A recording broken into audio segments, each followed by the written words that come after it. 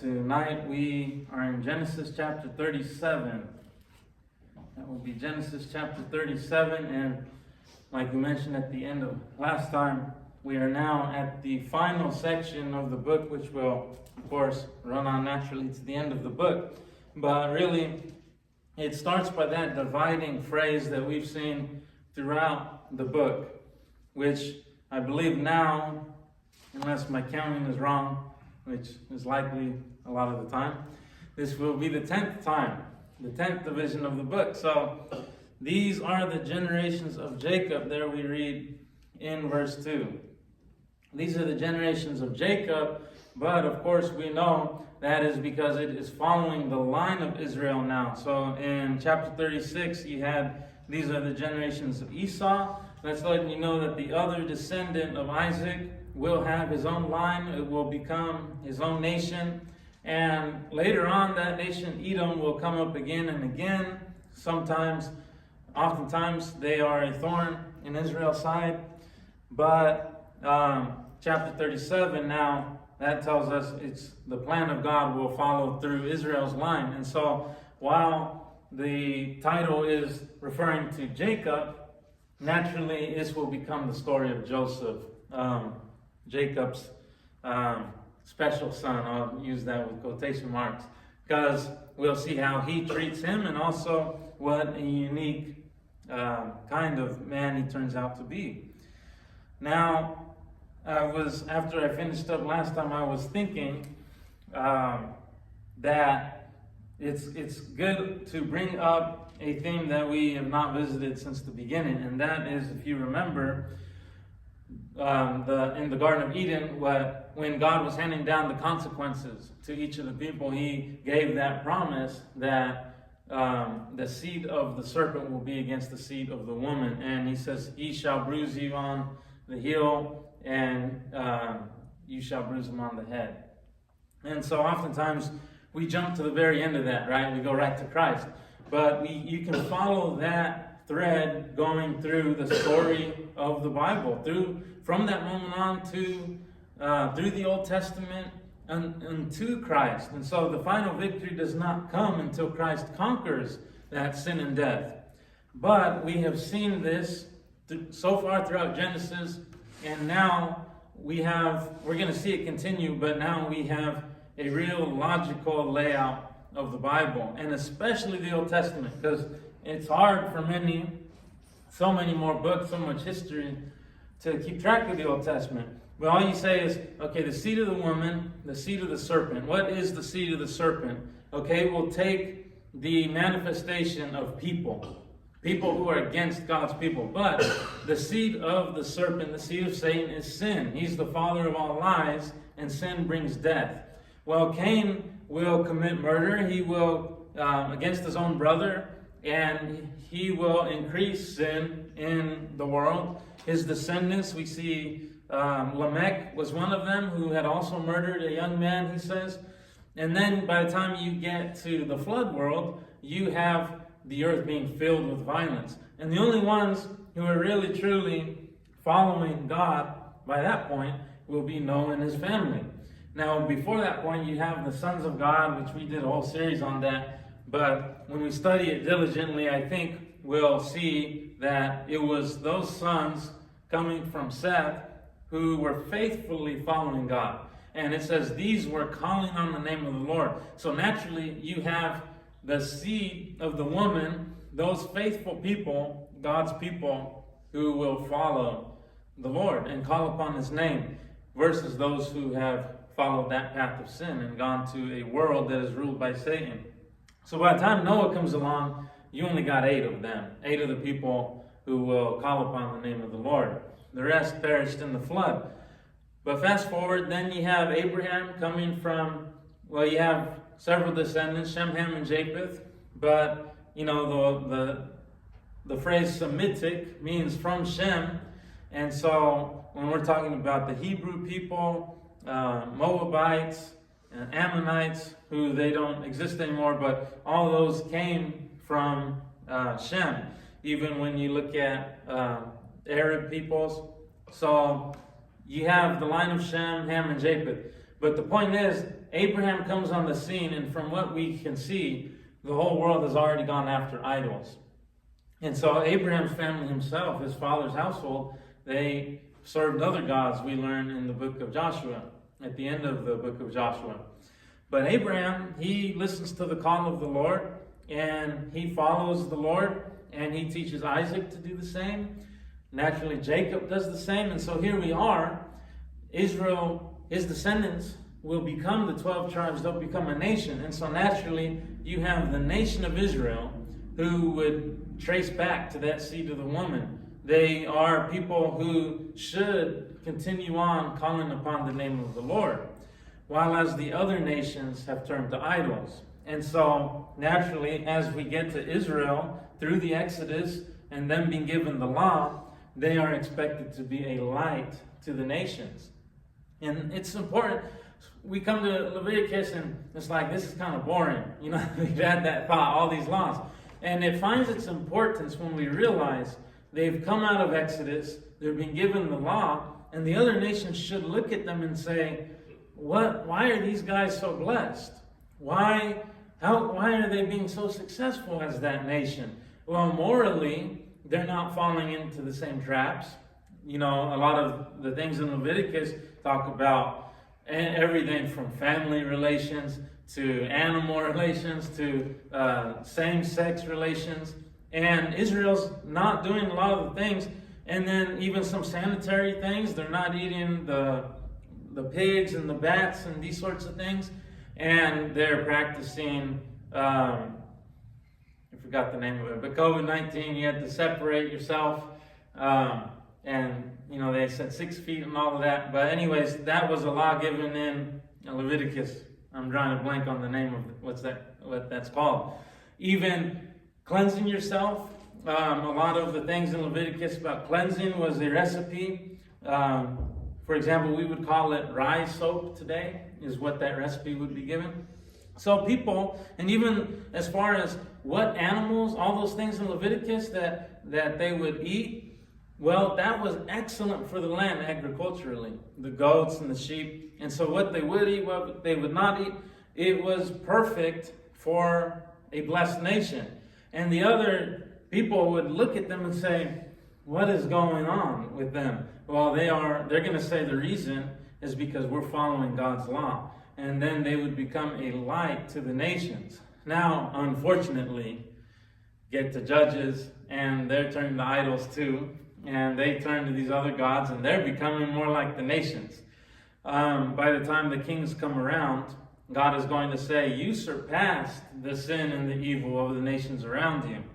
Now, there is a triumphant period of Israel, particularly when Solomon is king, and the temple is built, and Solomon says this prayer implying that people were, or would be, coming to Israel, and they would learn about God because they see basically the glory of Israel.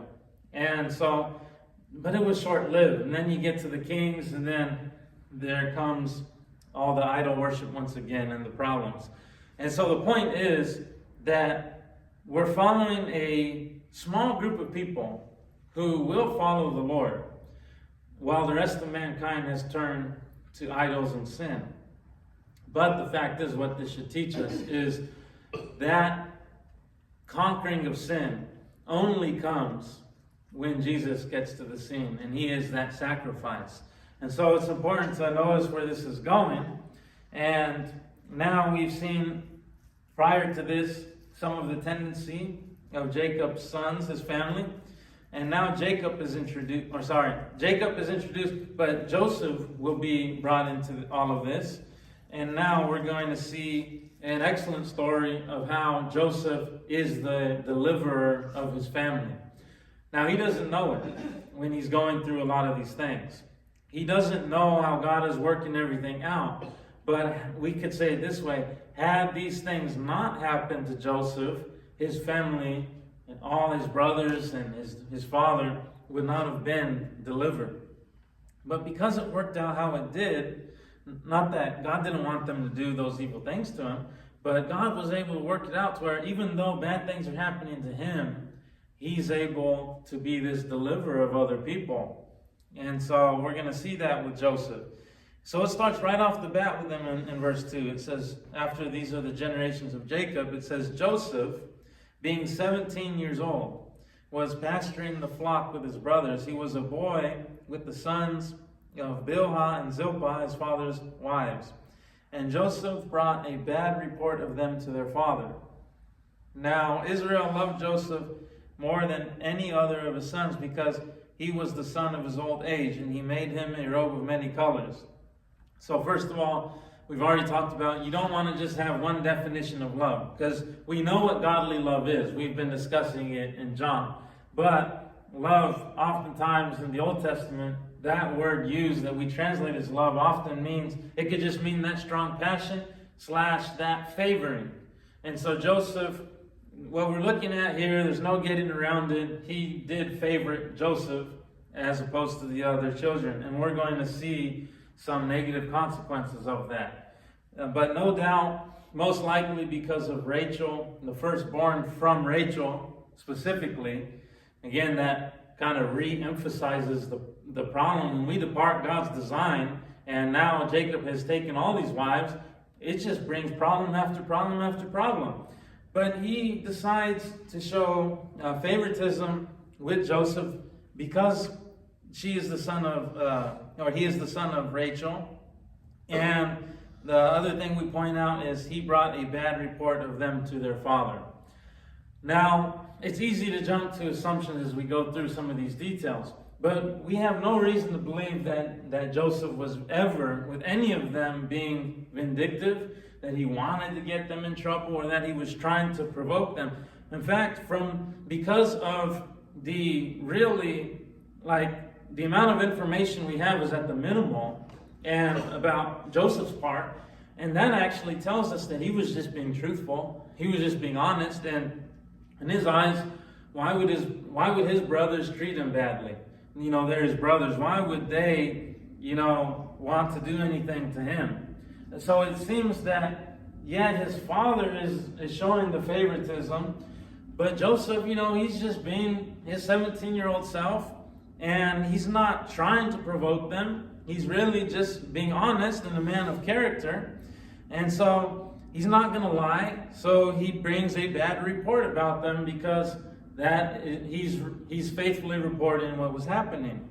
So that's why the Bible points out that in verse 3, Israel loved Joseph more than any other of his sons, because he was the son of his old age, and he made him a robe of many colors. So we know the importance of Rachel, but it's also because he was a lot older, and there was some comfort there to be found in Joseph. Now, this robe of many colors, the actual translation of it would be a robe with long sleeves. So you can see that when you look at the Greek Septuagint or some of the older translations. But it was Luther who translated this as, what is the more famous part, the coat of many colors. However, that doesn't mean he was wrong, because this is a Hebrew expression. By the way, as off as he was about some doctrinal things, he was an expert at those biblical languages. So a lot of times we may look at something like that and say, oh, it doesn't say coat of many colors, it says robe with long sleeves. But very few people will actually know the biblical languages as well as he knew them. Now, that also doesn't mean that it meant it was a coat of many colors. It just means it's difficult to translate that expression. The Hebrew expression would be the robe with long sleeves.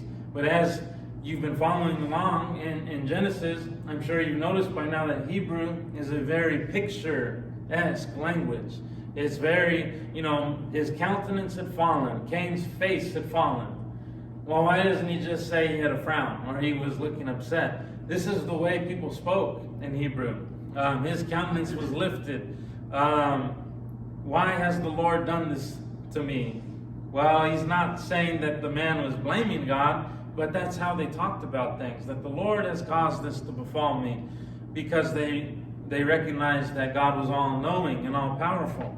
Very much a language of pictures. And so when he says it was a coat with long sleeves, that's clearly an expression.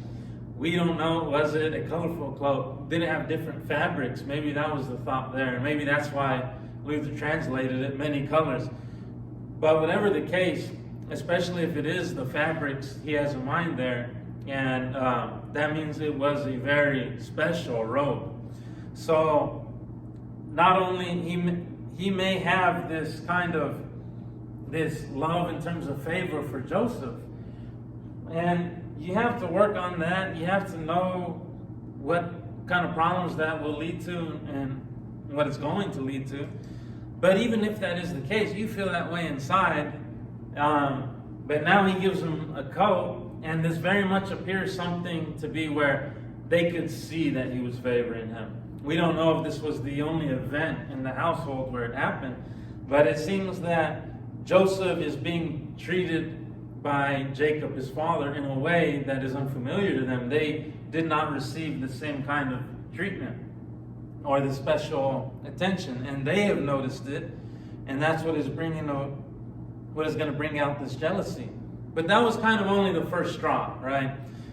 Was they noticed this coat. It says in verse 4, when his brothers saw that their father loved him more than all his brothers, they hated him and could not speak peacefully to him. So this isn't a matter of, oh, Jacob wasn't really, just because he got him a coat, what does that mean? No, the Bible text says they saw that their father loved them more. It was something that they could see and notice, that he favored Joseph more. Now it doesn't say he didn't love the rest of them, but it was something they could see in the household, that he favored Joseph more. And so while we never condone the things that they're about to do, or whenever someone has hate, but also I think we do need to slow down and think that how terrible it must have made the other children feel, because you don't condone someone acting out in jealousy or revenge, but you know when it's your own father and you have that close family relationship, you know how terrible it must have been. Even if he was a lot younger, you know, they're his children too. And they want that to be one of the closest relationships on earth, like it's designed to be. And they know that they're treated in second, third, fourth, fifth place. And the same is true about Jacob's wives. I mean, you have the thing with Leah and Rachel. But then, I mean, he goes on and he takes Zilpah as well. And she's mentioned and Bilhah is mentioned. And, I mean, just imagine the Bible brings to light. You know, a lot of people look at the Bible and they say, look at what these men did in marriage. But actually, the point of the Bible is, especially compared to other ancient documents, the Bible has always stood up for righteousness. It said, God through the Bible has said that look at the problems this causes. And really, at a time where this was normal in history, the Israelites are going to read it. The other nations are around. They may hear of, you know, the books of God's law, but to them that was a normal thing. They married, they had multiple marriages all the time, and God's book says, think about what is right and what is wrong. And just like how terrible the children must have felt, think about how terrible Leah felt, or even Rachel for that matter, because we read some of that earlier in the book. And think about Bilhah and Zilpah, and what a terrible feeling it is to feel like I'm second place, I'm third place. You know, it says in the beginning that God created man in his image, male and female, he created them. You know that God created us in his image as equal value to have that special relationship. We weren't designed to feel like, we're not valuable, we're not that important. And God has never treated us that way. When someone in our family treats us that way, or someone in life treats us that way, we feel that strong feeling of this is not just, this is not right, this is not fair. And that is a God-given reaction, because God made us wanting us to know that he values all of us equally. And so we're going to see how they respond. But I think we have to put ourselves also in their shoes and see how they're feeling. and learn lessons from that. So verse 5, now Joseph had a dream, and when he told it to his brothers, they hated him even more. So I said that was the first straw, because the last straw is coming. And this is something Joseph is going to talk about. Verse 6, he said to them, hear this dream that I have dreamed. Behold, we were binding sheaves in the field. And behold, my sheaf arose and stood upright.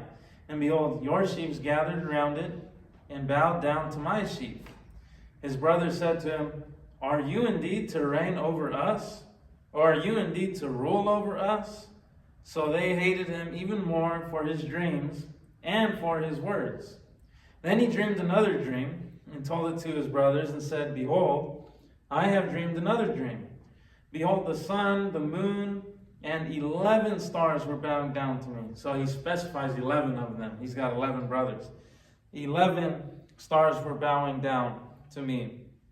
But when he told it to his father and to his brothers, his father rebuked him. So that's a very strong correction. And said to him, what is this dream that you have dreamed? Shall I and your mother and your brothers indeed come to bow ourselves to the ground before you? And his brothers were jealous of him, but his father kept the thing in mind.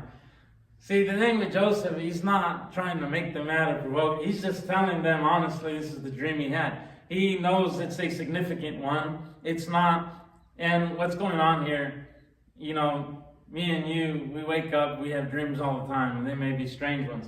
No, this is not that kind of dream. We see later Joseph has some other dreams, and they turn out to be prophetic. They come true, and he's in jail. And he recognizes that this is a divine dream. And so that's why he's sharing it, because they follow God. He receives something. He feels it's his duty to make it known. But this was kind of the last straw for them. And his father, you know, he didn't like the dream either. He rebuked him. But it says that his father kept the saying in mind, verse 11, because his father understands there might be some significance to it, but I don't like what it is myself. So now in verse 12, we have the rest. It says, his brothers went to pasture their father's flock near Shechem. And Israel said to Joseph, are not your brothers pasturing the flock at Shechem? Come, I will send you to them. And he said to him, here I am. So he said to him, go now, see if it is well with your brothers and with the flock, and bring me word. So he sent him from the valley of Hebron, and he came to Shechem. And a man found him wandering in the fields, and the man asked him, what are you seeking? He says, I am seeking my brothers. He said, tell me, please, where they are pasturing the flock. And the man said, they have gone away, for I heard them say, let us go to Dothan. So Joseph went after his brothers and found them in Dothan. So I actually, when I studied this on my own, I had written some notes here. Number one, he was obedient to his father. Number two, he wanted to complete his task, which his father gave them. So not just obedience, I actually care about the task and accomplishing it. And number three, we see here in verse 14 that he cared for their well-being despite their hatred and abuse. Because I've also written here that when you go back to verse 4, the words for hated him and could not speak peacefully to him, that expression, every time they spoke to him, it was negative, it was abusive, derogatory, and it was attacking. They could not speak peacefully to him. Peacefully is that idea of you can be conflict, not, when we say peace, we don't talk about conflict free. We mean despite a conflict, we can still be peaceful. But when this expression is used, could not speak peacefully to him, meaning when they were around him, you could not have that tranquility, that peace. So this was a constant abuse. This was attacking verbally and with insults. They could never speak to him in a healthy way. So him as the one of the youngest brothers, 17 years old, all his brothers were just constantly treating him like he wasn't worth anything. But when he's sent out, he's obedient to his father, and he also cares about what his father's telling him to do. And not only that, it says here that he went searching for them. And it says wandering in the fields. So when you picture a field, it's not like over here. We drive out and we look at a field and it's like, okay, here's this street and here's this, patch of field out here. But this is kind of, especially in this terrain, this would be a really big area. He's wandering from one field to another. He's looking for a long period of time for his brothers. He can't find them, so he goes out of his way to ask, and then he doesn't stop till he finds them. So this is kind of a good thing, perhaps because, most people, when we come to church, to the assembly, we want to give a lot of advice for, most people are adults and they need help with a lot of those things. But the wisdom of God also speaks to those who you may be an adult over, children, or just, youth that you may know. And so we definitely see that God does care. The positive example in this family was an obedient person.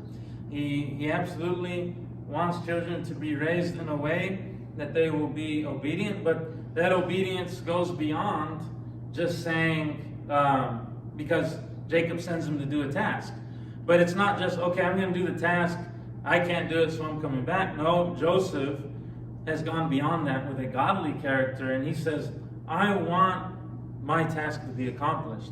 Because whatever Jacob, my father, has asked me to do, I want to get that task done. There's a reason why he's asking it.